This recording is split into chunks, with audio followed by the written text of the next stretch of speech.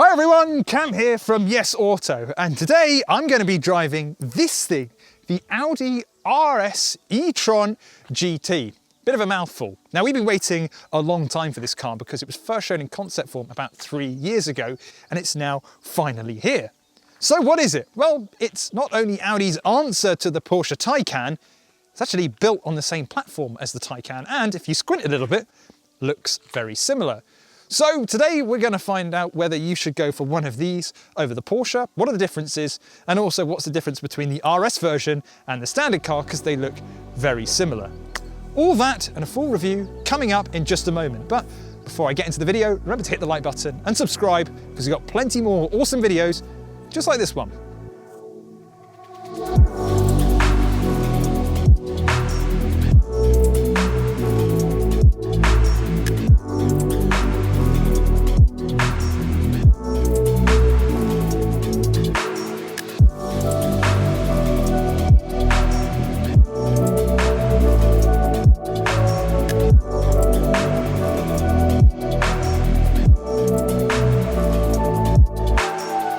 Now most RS models come with a wider body kit to make the car look more muscly and angrier. However, the RS e-Tron is exactly the same as the standard e-Tron, so it's actually a little bit difficult to tell them apart. However, we've got a few little things to help you distinguish the different GTs, and it starts off here at the grille. On the standard car, that is in gloss grey. On here, it's gloss black, although if you want to option it as the same colour as the body, you can do. Costs around about £300. Rest of the front end though, exactly the same as the standard e-Tron GT. Moving further back, the base car has 20-inch wheels. We've got 21s as standard on the RS model, and the rest of the design back here is exactly the same as the base e-Tron GT. However, the version we have here is the carbon black Vorsprung edition. That's the range topper.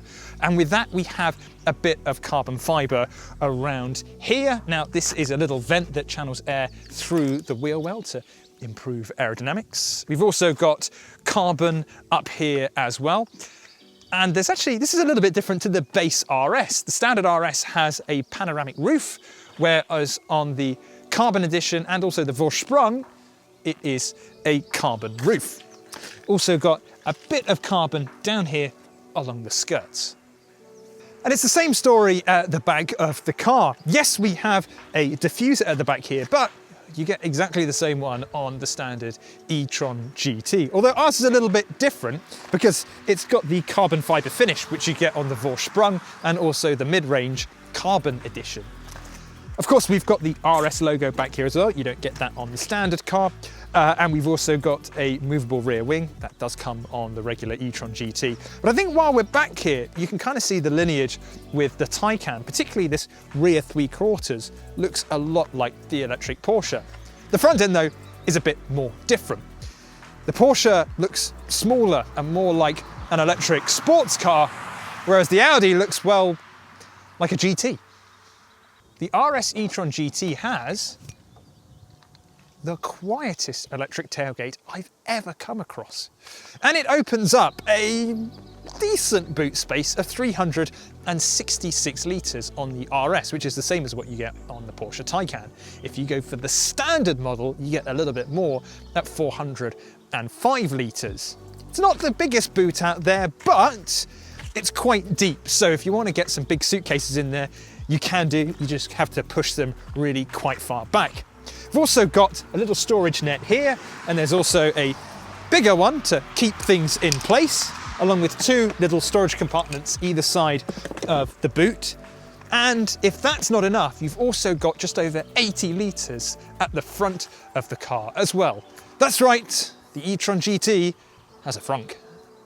Now on the Taycan, you've got a little touch panel here that you just swipe your hand and the charging port opens up automatically. But on the RS e-Tron GT in the standard car, you've got to do it manually. So you've got a fast charger on the left-hand side, and on the right-hand side, like the Porsche, you've got a home charger as well. But unlike the Porsche, you actually have one battery option to choose from instead of 2, and it's the larger version that you get on the Taycan at 84 usable kilowatt hours. Now here it comes in at 283 miles of official range, so in the real world you're probably looking at more like 240, or in Scotland, where it's extremely cold, closer to the 200 mark. Now if you go for the regular e-Tron GT, that comes in more at 300 because we've not got as much power. More on that in a little bit. So that positions the RS e-Tron GT somewhere in between the Taycan 4S and the Taycan Turbo, but it's still not quite there in terms of the Tesla Model S, which has a range of up to 412 miles. The good news is like the Taycan, this is built on a 100-volt architecture, which means it can charge really quickly. It's actually, the maximum speed is 270 kilowatts. So if you can find a suitable charger, you can go from 10 to 80% charge in around about 30 minutes, which is very quick indeed. And speaking of performance, the RS e-Tron GT is freaking fast. So both cars get a dual motor setup for all-wheel drive. In the RS e-Tron GT, as standard, it's producing 590 brake horsepower, but there's an overboost mode when you floor the accelerator or use launch control, which lasts for about 2.5 seconds, and it gives you 636 brake horsepower. Now, on the standard car, that dips a little bit. You're looking at standard output of 469 brake horsepower, which goes up to 523 in overboost. Now the RS goes from 0 to 62 in 3.3 seconds. The standard car is 4.1, which is very, very fast indeed. So that, again, a bit like with the battery options, the RS e-Tron GT really does sit in that middle ground between a Taycan 4S and the Taycan Turbo. But those aren't the only performance upgrades. On the RS, we get carbon discs as standard, as well as sports dampers. And on both models, if you want to option it, you can also get rear wheel steering, which when you're turning around tight corners, the rear wheels will steer in an opposite direction to the front to give you a slightly tighter turning circle. And if you're going along a motorway, they'll steer in the same direction as the front wheels to give the car more stability.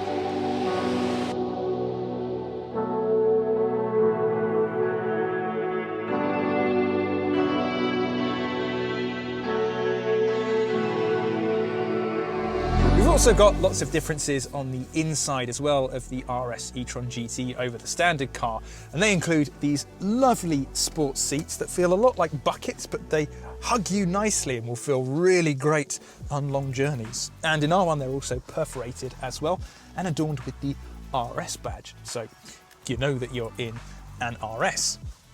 We've also got different headlining, which is Alcantara. And speaking of Alcantara, you'll get an RS steering wheel with an Alcantara wrap. But in our car, we've got perforated leather.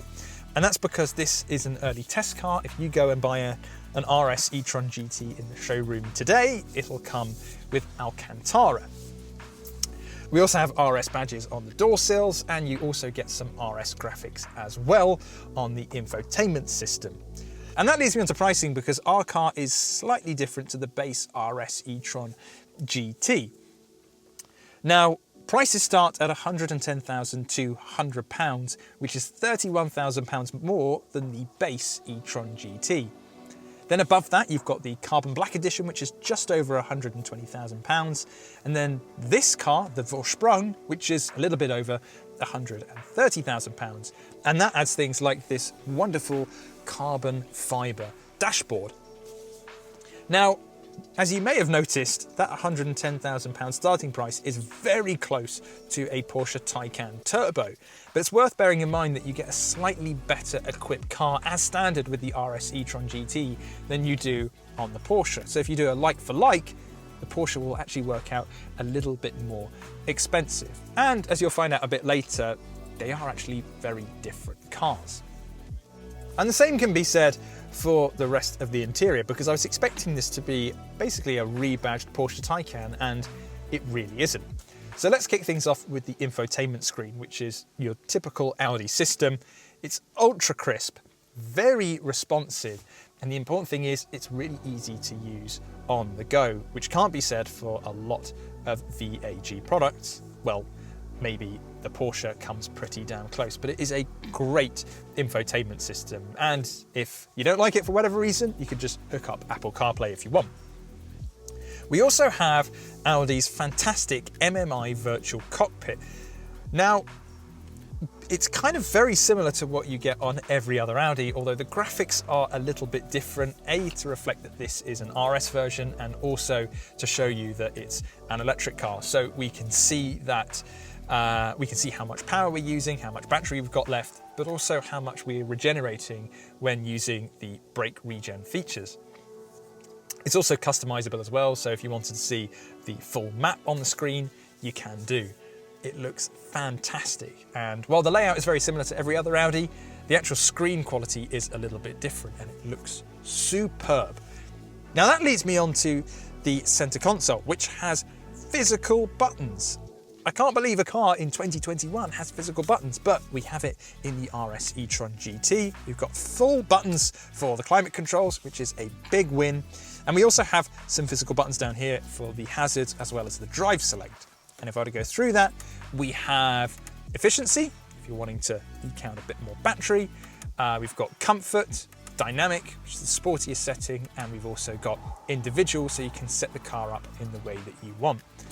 And as we also have air suspension in this one, you can actually adjust the ride height if you want to. So if you're getting somewhere that's a little bit rocky, you can jack the ride height up, and if you want to slam it, you can do so as well.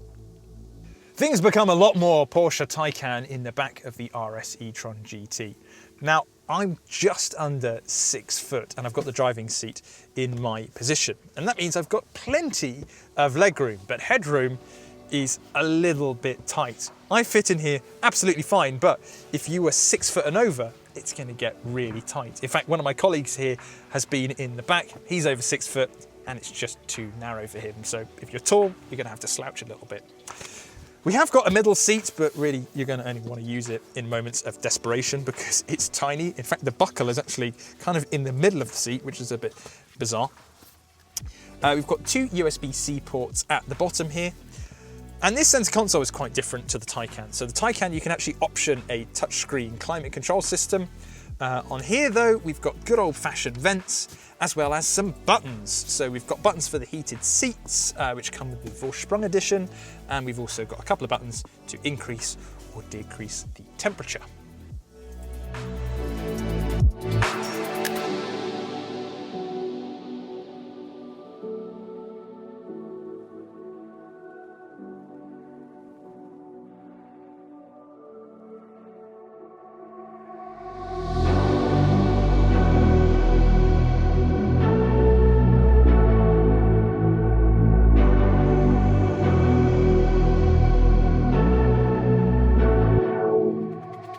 I'm in the Scottish Highlands inside an electric sports Grand Tourer. Now this is the kind of place I would want to bring a manual 400 brake horsepower sports car, but I'm in something that is really the polar opposite of that. And is it just as fun to drive?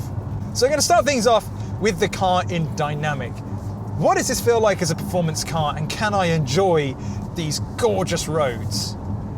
And the answer is absolutely. This is a joyous car to drive in the Scottish Highlands, but it's different to a Porsche Taycan. What you'll notice first of all is the difference in the steering. It's just a little bit lighter and more Audi-like. And if you've not driven an Audi, that means that it just feels very, very sharp and responsive, but there's not a lot of weight to it. It's very light and a little bit on the vague side. The Porsche, meanwhile, is a bit more weighty, and it's designed to make you feel as though you're in a sports car. What we have in the Audi, though, is a little bit more relaxed, a bit more suited to laid-back driving. And the same can be said for the suspension. In no way does it feel wallowy or make the car feel heavy, but it just has a more relaxed feeling to it. Doesn't feel as razor sharp and pointy as a Porsche Taycan. But that's by no means a bad thing, and that's what I've come to really realise when driving this e-Tron GT, particularly this RS version, is that it feels different to a Taycan. I was really expecting it to feel like just a rebodied Porsche, but this does feel distinctly Audi, distinctly more relaxing. It is, though, when you want to get a move on, extremely fast, and that's not even with launch control. You just have this effortless performance all of the time. It's such a ridiculously fast car. In fact, I kind of feel like it's the perfect amount of power. I could probably still manage with the less powerful e-Tron GT absolutely fine. But the way it delivers its power means that, at least on these open roads in northern Scotland, can really let the car rip. I was going to say sing, but I don't think electric cars do sing.